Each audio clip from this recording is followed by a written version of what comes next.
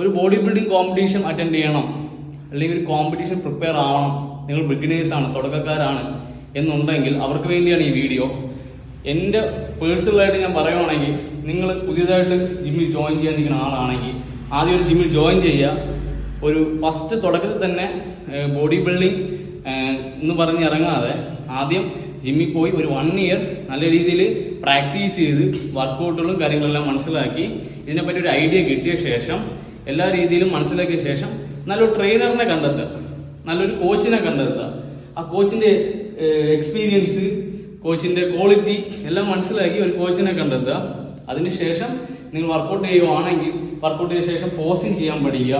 ഒരു പോസിങ്ങിന് വേണ്ടി കുറച്ച് ടൈം സ്പെൻഡ് ചെയ്യുക.